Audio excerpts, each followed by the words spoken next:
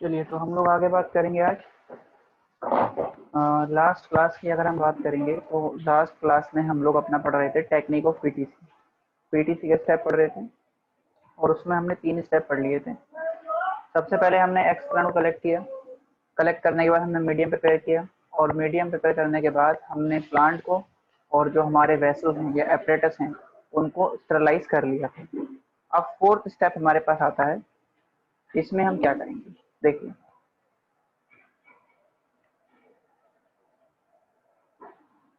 Step number 4, इसमें क्या करेंगे, जैसे हमारे पास ये कंटेनर है,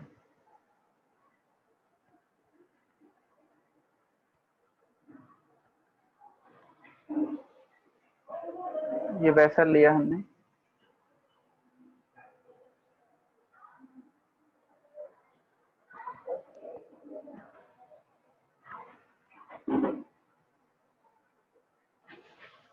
और इस वेसल को, जो स्टरलाइज वेसल है, इसमें हमने क्या करा, इसमें सबसे पहले हमने ऐड किया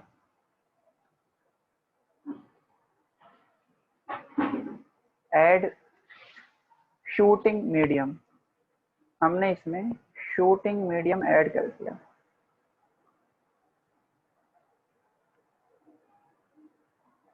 और जो शूटिंग मीडियम है इसको हम इस वेसल के अंदर 30 मिनट्स के लिए छोड़ देंगे। Remain in vessel for 30 minutes. इसको 30 मिनट के लिए छोड़ देंगे ताकि क्या बन जाए, टू मेक जेली, ताकि जेली बन सके। तो इसको जी भावना बोलिए। सर वो गलती से हो गया था। ओके, तो इसको हम क्या करेंगे, 30 मिनट के लिए छोड़ देंगे ताकि क्या हो जाए, हमारी जेली फॉर्म हो जाए। और शूटिंग मीडियम के अंदर क्या रहेगा, तो ये आपको याद रखना है। जो शूटिंग मीडियम है, it contain high concentration of cytokinin, NIN। तो शूटिंग मीडियम के अंदर साइटोकाइनिन की कंसंट्रेशन बहुत ज़्यादा रहेगी और जो शूटिंग मीडियम है ये शूट फॉर्मेशन के लिए रिस्पॉन्सिबल है। तो ये इस तरह से जेली बना देगा इसमें, ठीक है। ये है आपका शूटिंग मीडियम। अब क्या किया, जो शूटिंग मीडियम है, अब इसके अंदर हम अपने एक्स प्लांट को ऐड करेंगे। सपोज करिए हमने लीफ ली थी, तो हम क्या करेंगे, इस लीफ को, जो ये हमारा एक्स प्लांट है, एक्स प्लांट पार्ट है ये, इसको हम कट करेंगे स्मॉल पीसेस में, कट इनटू स्मॉल पीसेस। इसको हमने छोटे छोटे टुकड़ों में काट लिया, ये स्मॉल पीसेस में इसको ब्रेक कर लिया। और उसके बाद क्या करेंगे, इसको इस कंटेनर में हम ऐड कर देंगे। स्मॉल पीस में काट के हमने इसको इस वेसल में ऐड कर दिया। ऐड कर दिया वेसल में, तो कहीं यहाँ पर इस सरफेस के ऊपर ये पीस रख दिए जाएंगे ऐसे। शूटिंग मीडियम के ऊपर ये स्मॉल पीस में लीफ से रखती हैं। और अब क्या करेंगे, अब हम इस ओपनिंग के ऊपर कॉटन प्लाग लगा देंगे, मतलब कॉटन लगाएंगे ऐसे। ये हमने इसके ऊपर रोई लगा दी, कॉटन लगा दी, ये हो गया कॉटन प्लग। कॉटन प्लग क्यों लगाते हैं, ताकि ऑक्सीजन इसमें आसानी से पास हो सके, ठीक है। तो इसको क्या कर देंगे, cover the vessel with cotton. हमने वेसल को कॉटन से कवर कर दिया है, so that oxygen is supplied to the X plant। हम इसके ऊपर कोई कॉर्क नहीं लगाएंगे रबड़ का, क्योंकि अगर रबड़ लगा देंगे तो क्या होगा, ऑक्सीजन सप्लाई नहीं हो पाएगा। तो हम इसके ऊपर कॉटन लगाएंगे ताकि ऑक्सीजन इसमें आसानी से सप्लाई हो सके। अब ये जो स्टेप हुआ कि हम कीपिंग, इसमें क्या करते हैं, अपने एक्स प्लांट को इस कल्चर मीडियम के अंदर रख देंगे। ठीक है, कल्चर मीडियम के अंदर रखेंगे ताकि प्लांट की ग्रोथ शुरू हो जाए। इसको बोलते हैं हम लोग इनिशिएशन। तो हम यहाँ लिख लेते हैं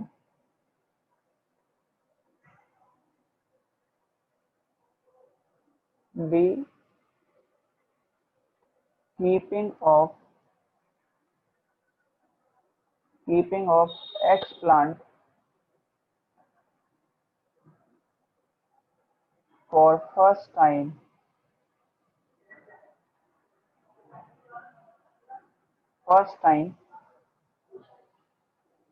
in a tissue culture medium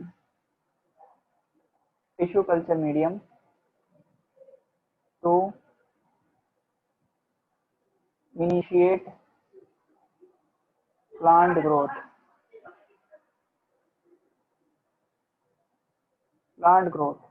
उसको क्या बोलेंगे, is called initiation। इस प्रोसेस को हम बोलते हैं इनिशिएशन। ठीक है, तो इनिशिएशन हो गया। अब देखिए, अब इनिशिएशन के बाद अब हम क्या करेंगे, ये जो हमारी असेंबली तैयार हुई है, अब इस पूरे जार को हम एक रूम में ले जाएंगे और वो रूम कहलाता है ग्रोथ रूम या कल्चर रूम। अब क्या करेंगे, दिस जार, ये जो जार है, is placed in growth room. इसको हमने ग्रोथ रूम या कल्चर रूम के अंदर रख दिया। ठीक है, और कब तक रखेंगे इसको, फॉर 3 वीक्स के लिए, 3 हफ्ते के लिए रख दिया। और कंडीशन क्या देंगे इसमें, टेम्परेचर कितना रखेंगे, टेम्परेचर रहेगा 16 से 20 डिग्री, और टाइम आपको पता ही है 3 वीक। 3 हफ्तों के लिए रख दिया, 16 से 20 डिग्री के टेम्परेचर पर इसको 3 हफ्तों के लिए इस ग्रोथ रूम या कल्चर रूम के अंदर छोड़ देंगे। ठीक है, अब देखो, ग्रोथ रूम या कल्चर रूम में इसको रखने के बाद अब क्या करेंगे, 3 हफ्ते के बाद हम इसको देखेंगे। तो जब 3 हफ्ते के बाद इसको देखोगे तो इसके अंदर शूट डेवलप कर चुका होगा। इतनी बात समझ में आ गई। इस स्टेप में क्या किया, एक बार फिर से मैं आपको रिवाइज कर देता हूँ। इस स्टेप में सबसे पहले हमने एक वेसल लिया जो स्टरलाइज वेसल था। उस वेसल में हमने अपना शूटिंग मीडियम डाल दिया। शूटिंग मीडियम वो मीडियम होता है जिसके अंदर आपके साइटोकाइनिन की कंसंट्रेशन बहुत ज्यादा होती है, और इसको हम आधे घंटे के लिए इस वेसल के अंदर मीडियम को छोड़ देंगे ताकि जेली बन जाए। जब जेली बन जाएगी तो उसके ऊपर एक लेयर की फॉर्मेशन हो गई है। अब हमने क्या करा, लीफ ली या एक्स प्लांट का पार्ट लिया, उसको छोटे छोटे पीस में डिवाइड किया, और डिवाइड करके उन पार्ट को हमने इस शूटिंग मीडियम के ऊपर रख दिया। और उसके बाद इसके ओपनिंग को, वेसल की ओपनिंग को हमने कॉटन से कवर कर दिया। कॉटन से कवर इसलिए करा है ताकि ऑक्सीजन सप्लाई होता रहे एक्स प्लांट को। और फिर क्या करेंगे, इसको हम एक रूम के अंदर ले जाएंगे जिसको बोला जाएगा कल्चर रूम या फिर ग्रोथ रूम, और उसमें इसको छोड़ देंगे, ले जाके वहां रख देंगे इस असेंबली को। 3 हफ्तों के लिए उसको वहीं छोड़ देंगे। टेम्परेचर रखेंगे 16 से 20 डिग्री। जब 3 हफ्ते के बाद देखेंगे तो हमें ये देखने को मिलेगा कि इसके अंदर अब शूट डेवलप कर गई है। ठीक है, तो ये ड्रॉ कर लीजिए, बना लीजिए इसको। इसके बाद हम लोग नेक्स्ट स्टेप देखते हैं कि आगे क्या करेंगे।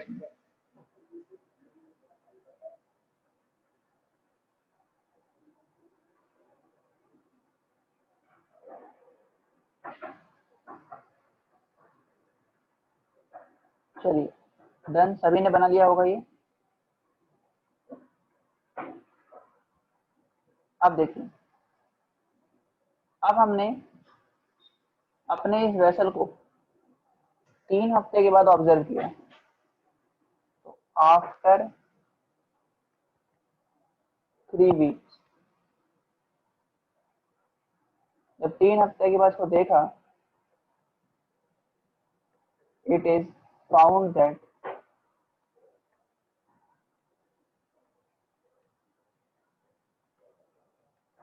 शूट आर डेवलप, इसमें शूट डेवलप कर गया है।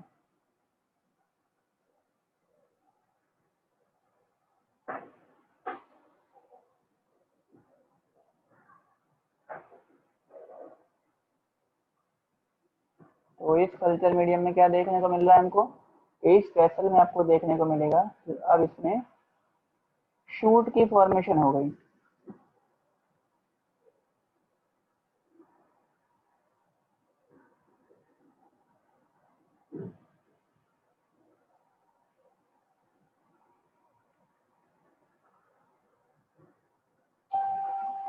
अब क्या करेंगे, इसमें ये बन गए हैं शूट एपरेटस, शूट एपरेटस बन गए। अब हम इस वेसल को ट्रांसफर कर देंगे, इसमें जो हमारे जो शूट एपरेटस बने हैं इनको यहाँ से निकालेंगे शूट एपरेटस को, और इसको हम नए वेसल में ट्रांसफर कर देंगे जिनके अंदर रहेगा रूट मीडियम। तो अब क्या करेंगे, जो ये शूट एपरेटस हैं,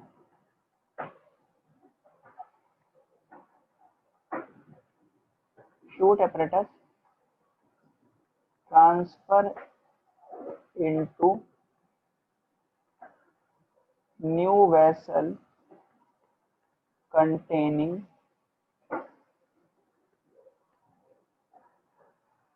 रूट मीडियम, जिसमें रूट मीडियम या रूटिंग मीडियम देखा जा रहा है। और जो रूटिंग मीडियम है इसमें क्या होता है, इसमें है हाई कॉन्सेंट्रेशन ऑफ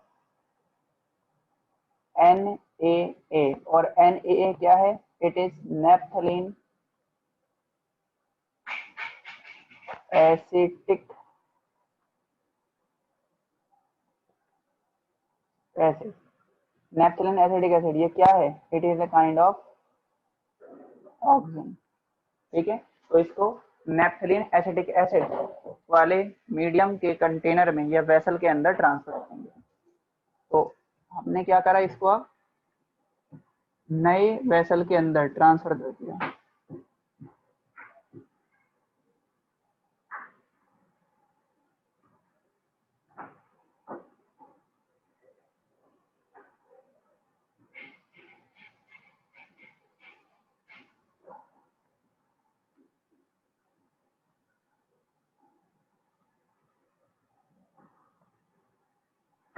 और इसमें जो ये सॉल्यूशन है, जो मीडियम है, ये है रूटिंग मीडियम। तो हमने इसे रूटिंग मीडियम के अंदर ट्रांसफर कर दिया, नए वेसल के अंदर ट्रांसफर कर दिया। और ये जो ट्रांसफर करने का प्रोसेस है, ट्रांसफर करने के बाद क्या करोगे, इसको भी वही कॉटन प्लाक से कवर कर देंगे वेसल को। इस वेसल के ऊपर भी क्या करेंगे, हम कॉटन प्लाक लगा देंगे सेम, ताकि इसको ऑक्सीजन सप्लाई होता रहे। और ट्रांसफर करने का जो ये प्रोसेस है कि किसी भी, इसको हम क्या कह देंगे, किसी भी प्लांट पार्ट को या प्लांट के स्ट्रक्चर को एक कल्चर मीडियम से दूसरे कल्चर मीडियम में ट्रांसफर करने का प्रोसेस ये कहलाता है रिकल्चरिंग, सब कल्चरिंग या फिर मल्टीप्लिकेशन। तो यहाँ पर हम लिख देते हैं इसके नीचे,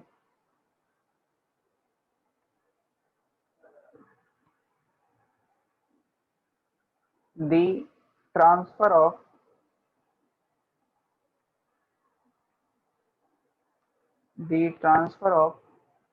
कल्चर फ्रॉम, कल्चर को ट्रांसफर करा है हमने किससे, फ्रॉम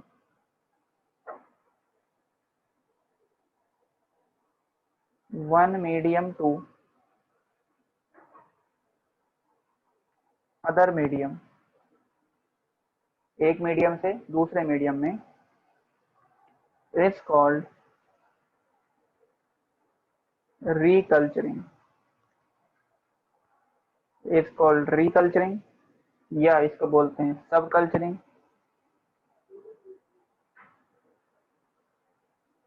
रिकल्चरिंग, सब कल्चरिंग, या फिर मल्टीप्लीकेशन।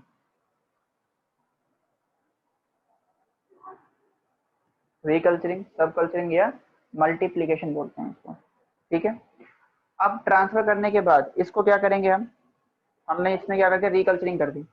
अब सेम इस कल्चर मीडियम को भी क्या करेंगे, हम ग्रोथ रूम के अंदर ले जाएंगे और वहां पर इसको 3 हफ्तों के लिए छोड़ देंगे। तो ये बना लीजिए आप, उसके बाद हम आगे बात करते हैं इसके बारे में। चलिए, ये आप सभी ने ड्रॉ कर लिया होगा।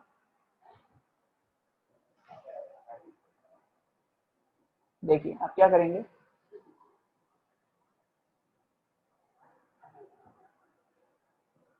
अब जो हमारे पास न्यू वेसल आया है, जो नया कंटेनर है,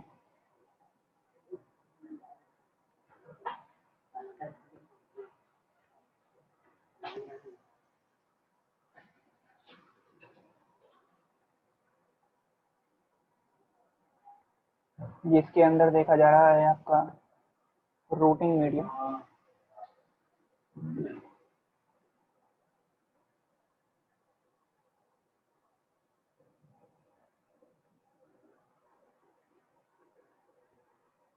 और इसके अंदर हमने ये लगा रखा है अपना जो शूट एपरेटस ग्रो कर लिया था।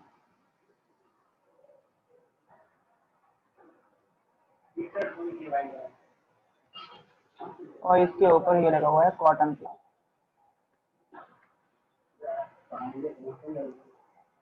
ठीक है जी, अब हमने क्या करा, अब हम इस वेसल को ले जाएंगे, वहां पर ट्रांसफर करेंगे ग्रोथ रूम के अंदर या कल्चर रूम में। दिस वेसल ट्रांसफर इनटू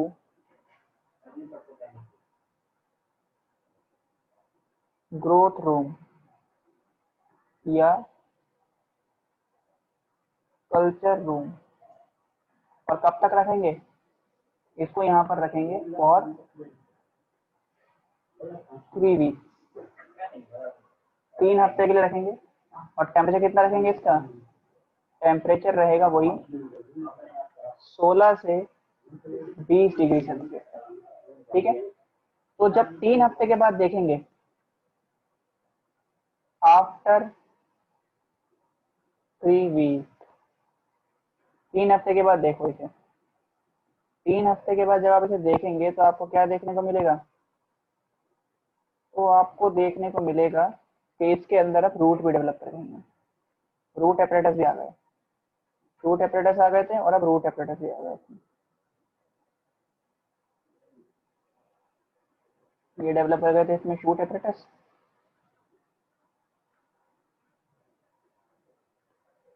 और यहाँ पर इसमें डेवलप कर गए ये रूट एपरेटस।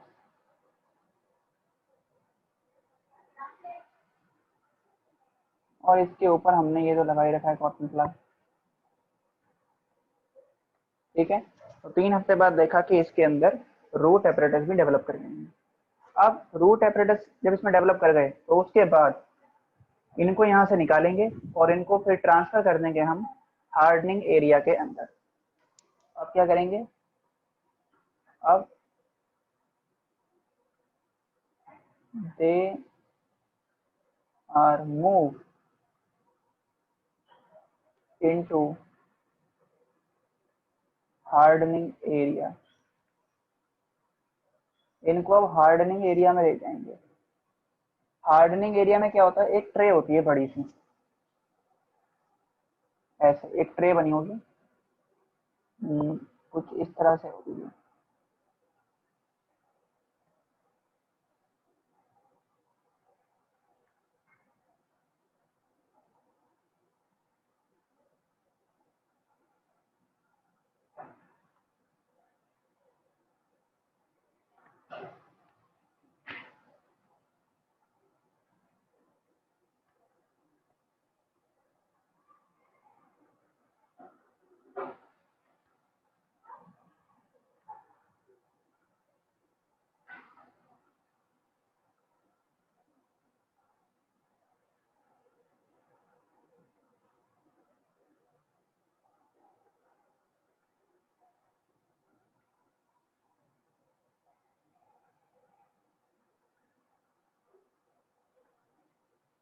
ऐसे ये ट्रे रहेगी और इस ट्रे के अंदर ये ऐसे प्लेस रहेंगे इस तरीके से, जैसे हम लोग बोलेंगे soil packet.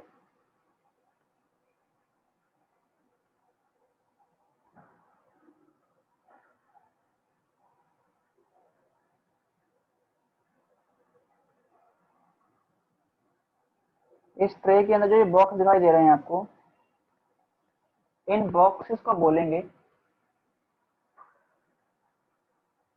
Soil packet, trays with soil packet, ट्रेयर्स या ट्रेज विद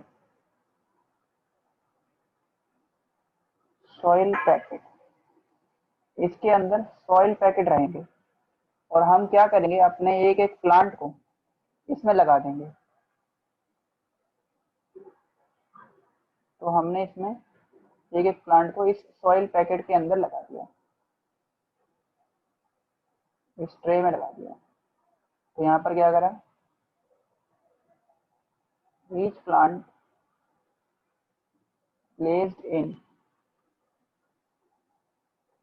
दिस ट्रे, इस ट्रे में लगा दिया। अब क्या करेंगे, इस पूरी ट्रे को उठाएंगे और इस ट्रे को ग्रीन हाउस में ले जाएंगे।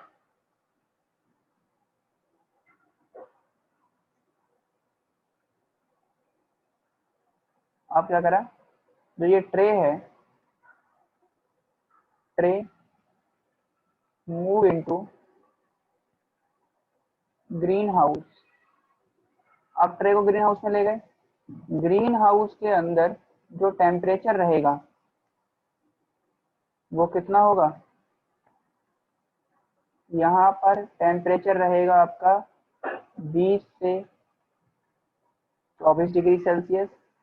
और इसको यहाँ पर कितने टाइम के लिए रखेंगे, इसको यहाँ पर रखेंगे अबाउट 7 डेज, 7 दिन के लिए इसे ग्रीन हाउस में छोड़ देंगे। ठीक है, तो 7 दिन के लिए इसको कहाँ छोड़ दिया, ग्रीन हाउस में। अब ग्रीन हाउस के बाद 7 दिन के बाद फिर हम इसको ग्रीन हाउस से उठाएंगे और आगे ट्रांसफर करेंगे। अब क्या करेंगे, 7 दिन के बाद इसको मूव कर दिया हमने पॉली हाउसेस के अंदर। Move plants into poly house. अब इन प्लांट को पॉली हाउस में ले गए। पॉली हाउस में ले गए, पॉली हाउस में टेम्परेचर वेरी करेगा, देखो कैसे। टेम्परेचर फर्स्ट डे, पहले दिन टेम्परेचर होगा 25 डिग्री सेल्सियस। दूसरे दिन पॉली हाउस में टेम्परेचर रखेंगे 26 डिग्री। और ऐसे करते करते टेम्परेचर को ले जाएंगे 36 डिग्री सेल्सियस तक। और पॉली हाउस में इसको कितने टाइम तक रखते हैं, पॉली हाउस में इसको रखेंगे लगभग 12 से 15 दिनों तक,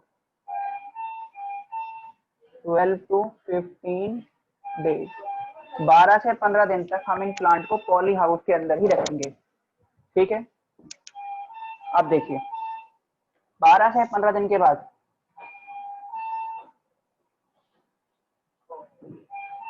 12 से 15 दिन के बाद हम इन प्लांट्स को निकालेंगे और फिर इनको पॉली हाउस से आगे ट्रांसफर कर देंगे। 12 से 15 दिन के बाद इन प्लांट्स को हम ले जाएंगे शेड एरिया के अंदर। अब इन्हें कहाँ मूव कर देंगे, move these plants into shade area. हम इन्हें कहाँ ले गए, अब शेड एरिया के अंदर ले गए। ठीक है, प्लांट को ले गए शेड एरिया में, और शेड एरिया में जो टेम्परेचर रहेगा वो रहेगा नॉर्मल टेम्परेचर। टेम्परेचर रहेगा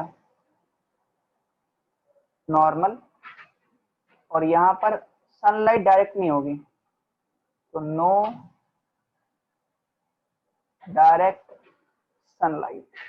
डायरेक्ट सनलाइट में नहीं छोड़ेंगे, बस शेडी एरिया के अंदर ले जाएंगे। और यहाँ कब तक रखेंगे? टाइम होगा इसका 2 से 3 दिन तक हम इन्हें शेड एरिया में रखेंगे। उसके बाद इन प्लांट को शेड एरिया से फिर आगे ले जाएंगे। फिर इन प्लांट को हम लोग ले जाएंगे नर्सरी के अंदर। कहाँ ले जाएंगे इनको आप? Move into nursery. नर्सरी में रखेंगे आप।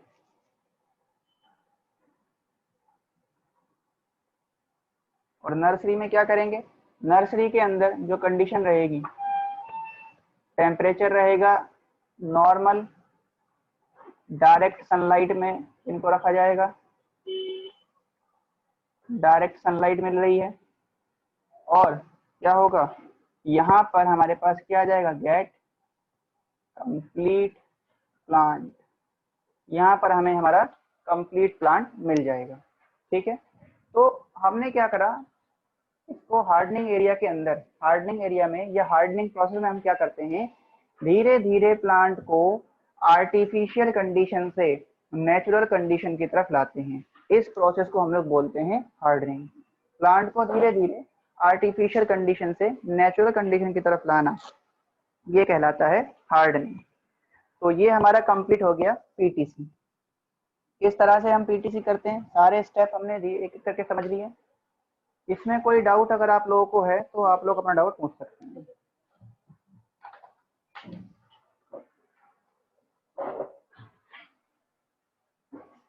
कोई डाउट नहीं है किसी को? चलिए, तो ये हमारा हो गया पीटीसी। अब इसमें आप एक पॉइंट लिखिए, लिखिए दी। सर नोट करना है। ओके नोट ओके, करना कर है लीजिए सर। नोट, इसको नोट। ठीक है ठीक है, इसे नोट कर लीजिए, जब हो जाए तो बता दीजिएगा।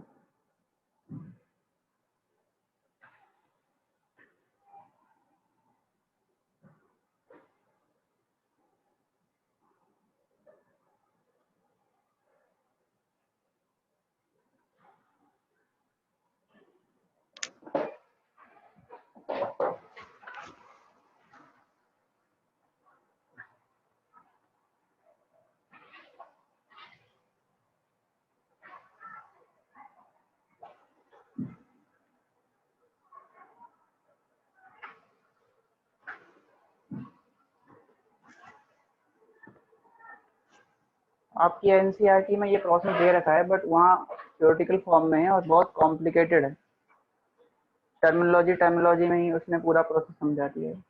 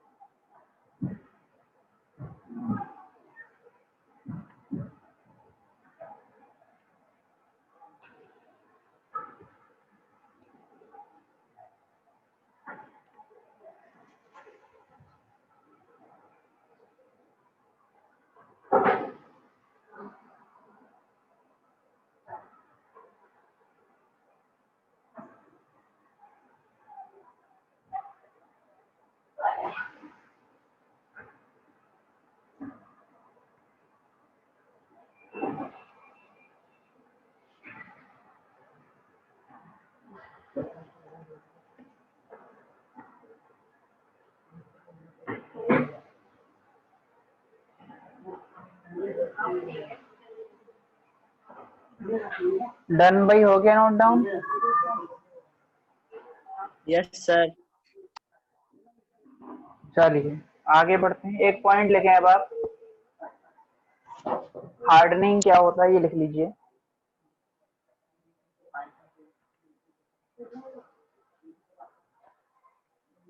दी लिखिए, हार्डनिंग के बारे में, हार्डनिंग क्या है? The process of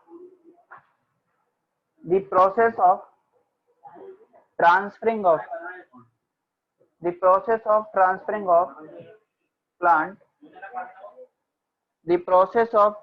of plant from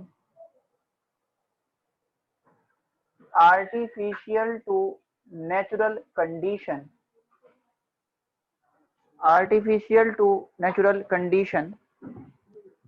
slowly is called hardening.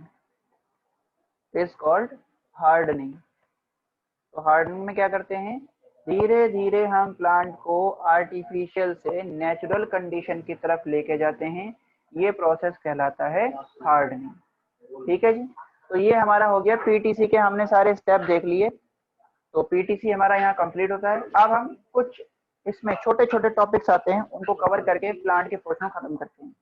जैसे एक हमारे पास आता है सोमेटिक एम्ब्रियोजेनेसिस। सोमेटिक एम्ब्रियोजेनेसिस क्या होता है इसको समझते हैं। ये आप सभी ने बना लिया होगा, सबने नोट भी कर लिया होगा इसको, तो इसको अब हम रब कर देते हैं।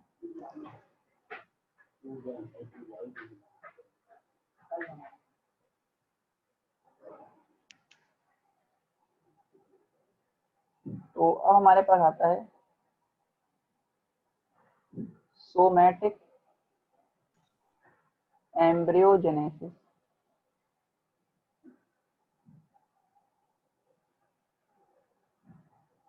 यदि जो सोमेटिक एम्ब्रियोजेनेसिस की बात करें तो इसका मतलब होता है formation of embryo from the somatic cell.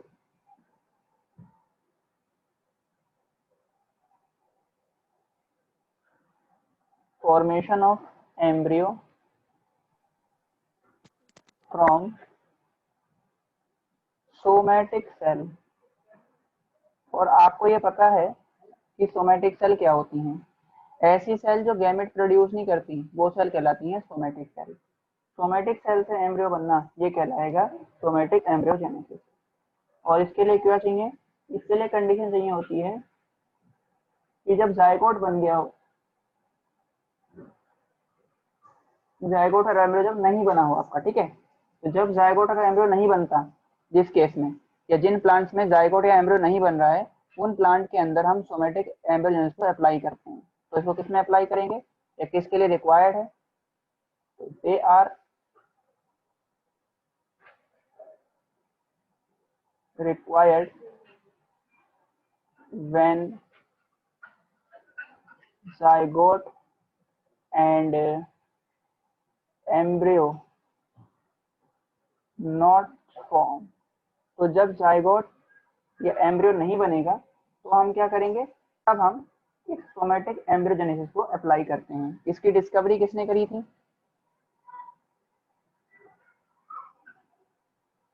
Discovered by steward. Steward ने इसकी डिस्कवरी करी थी, ठीक है। और इसको जो यूज किया गया था सबसे पहले, वो किया गया था टू प्रोड्यूस आर्टिफिशियल और सिंथेटिक सीड बनाने के लिए। It is used to produce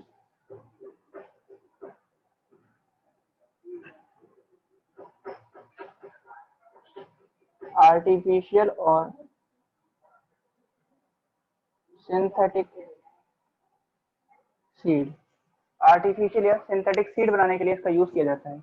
इसमें भी हम सेम वही काम करते हैं, छोटा सा इसका प्रोसेस है, मैं बता देता हूँ आपको। इसमें करेंगे क्या, सेम एक हम टेस्ट ट्यूब लेंगे। इसमें क्या करेंगे, एक टेस्ट ट्यूब लेंगे। जैसे हमने टेस्ट ट्यूब लिया, ठीक है, इस टेस्ट ट्यूब में हम एक मीडियम डालेंगे और ये जो मीडियम है इसके अंदर क्या रहेगा, हाई कॉन्सेंट्रेशन होगी high concentration of 2,4-D। 2,4-D क्या है? 2,4 डाइक्लोरोफिनॉक्सी एसिटिक एसिड। पता है फुल फॉर्म सबको इसकी? लिख देखेंगे यहाँ पे। आपने ये चैप्टर नंबर किसमें पढ़ा था? 15 में पढ़ा होगा, 11th क्लास में। 2,4 डाइक्लोरोफिनॉक्सी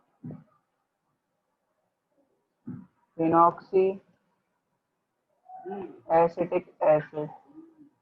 ठीक है जी, ये लिया आपने। और इस मीडियम पे क्या रख दिया? इस मीडियम पे हमने रख दिया एक्सप्लांट। ये हो गया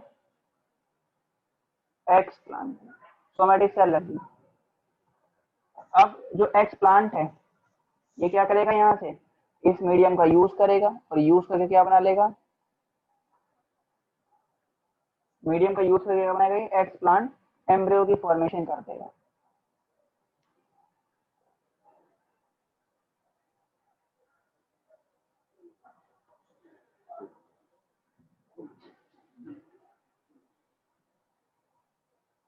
तो अब इससे क्या होगा? आपका एम्ब्रियो फॉर्म हो गया।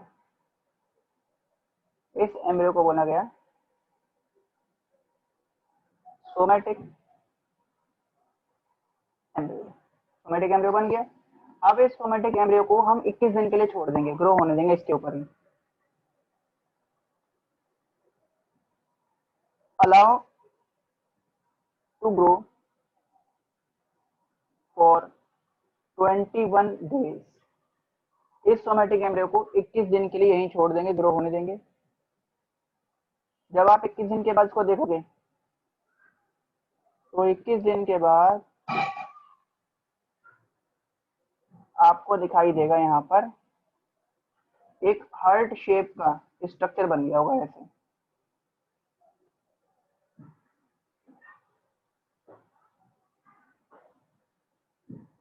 हार्ट शेप एम्ब्रियो 21 दिन के बाद यहाँ पर हार्ट शेप एम्ब्रियो बन जाएगा। फिर उसके बाद क्या करोगे? इसको और छोड़ दोगे 21 दिन के लिए। Allow to grow for more 21 days. और 21 दिन के लिए छोड़ दो इसको। फिर जब इसको और 21 दिन के लिए छोड़ देंगे और 21 दिन के बाद फिर देखेंगे इसको, फिर जब देखोगे तो अब आपको यहाँ दिखाई देगा कुछ इस तरह से ये स्ट्रक्चर दिखेगा आपको। और ये है आपका mature torpedo shaped embryo. Mature torpedo shaped somatic embryo. तो अब मैच्योर एम्ब्रियो आपको दिख रहा है। अब इस आप मैच्योर एम्ब्रियो को यहाँ से निकालेंगे और इस एम्ब्रियो को अब हम एक सॉल्यूशन के अंदर डाल देंगे जिसको बोलते हैं सोडियम एल्जीनेट ले सकते हैं या कैल्शियम एल्जीनेट ले सकते हैं, उसके अंदर डाल देंगे। अब क्या करेंगे? अब दिस एम्ब्रियो ट्रांसफर इनटू, इसको हमने ट्रांसफर कर दिया किसके अंदर? ये सॉल्यूशन लिया है। इसमें जो सॉल्यूशन है वो कौन सा है? वो है सोडियम एल्डिनेट या फिर कैल्शियम एल्जीनेट, कुछ भी ले सकते हो, या तो सोडियम एल्जीनेट ले लो या कैल्शियम एल्जीनेट। और उसके अंदर आपने अपना ये जो टॉर्पेडो शेप एम्ब्रियो आया है उसको यहाँ डाल दिया। ठीक है, इसमें डाल दिया। अब क्या करेंगे? अब यहाँ पर इसका क्या होगा? आर्टिफिशियल सिंथेसिस होगा सीड का। अब हुआ यहाँ पर artificial seed formation. Artificial seed बन गया। अब क्या करोगे आप? आर्टिफिशियल सीड फॉर्मेशन जब हो गया, फिर इस सीड को हम प्रिजर्व करेंगे। अब प्रिजर्व करने का तरीका आप जानते हो, आप क्या करोगे, इस सीड को आप प्रिजर्व करेंगे। Seed undergo cryo preservation, cryo preservation, इसको क्या करेंगे हम, क्रायो प्रिजर्वेशन कर लेंगे। क्रायो प्रिजर्वेशन का मतलब क्या होता है, क्रायो प्रिजर्वेशन का मतलब है सीड को -196 डिग्री सेल्सियस के ऊपर रखेंगे, ठीक है, और लिक्विड नाइट्रोजन के अंदर इसको स्टोर कर लेंगे, और जब फ्यूचर में यूज होना होगा तो इस सीड को निकालेंगे, सॉइल में डालेंगे और उससे नया प्लांट डेवलप हो जाएगा। तो ये हो गया सोमेटिक एम्ब्रियोजेनेसिस। एक बार फिर से समझ लीजिए, सोमेटिक एम्ब्रियोजेनेसिस में क्या करा, सोमेटिक एम्ब्रियोजेनेसिस में हमने प्लांट की कोई सोमेटिक सेल ली, एक्स प्लांट लिया, उस एक्स प्लांट को हमने डाल दिया एक सॉल्यूशन के अंदर, और जो सॉल्यूशन है हमारे पास 2,4 डाइक्लोरोफिनॉक्सी एसिटिक एसिड, जो कि एक तरीके का ऑक्सीजन है, उसमें डाला। अब ये जो एक्स प्लांट है ये डेवलप करेगा, ये एक्स प्लांट जब डेवलप करेगा तो ये क्या बना लेगा, एम्ब्रियो बना लेगा, सेल्स एम्ब्रियो बन गया, सोमेटिक एम्ब्रियो बन गया। अब उस एम्ब्रियो को हमने 21 दिन के लिए छोड़ दिया, तो हमारे पास हार्ट शेप का एम्ब्रियो आ गया, फिर उसको और 21 दिन के लिए छोड़ा सेम सॉल्यूशन में, तो हमारे पास टॉर्पेडो शेप एम्ब्रियो आ गया। फिर इस टॉर्पेडो शेप एम्ब्रियो को हमने सोडियम एल्जिनेट या कैल्शियम एल्जिनेट के सॉल्यूशन में ट्रांसफर कर दिया, तो हमारे पास सीड फॉर्म हो गई। अब जो हमारे पास आर्टिफिशियल सीड बनी है, इस सीड को हम स्टोर करेंगे हम इसको लिक्विड नाइट्रोजन में -196 डिग्री सेल्सियस टेम्परेचर के अंदर, जिस प्रोसेस को बोलते हैं क्रायो प्रिजर्वेशन। और जब फ्यूचर में हमें यूज करना है तो वो सीड निकालेंगे, मट्टी में डालेंगे और नया प्लांट उससे आ जाएगा। ठीक है जी, समझ में आ गया सभी को। तो ये हो गया आपका सोमेटिक एम्ब्रियोजेनेसिस। ये आपसे पूछा जा सकता है, इसमें आपसे जो क्वेश्चन पूछेगा वो ज्यादा चांस है कि क्रायो प्रिजर्वेशन पे पूछ सकता है।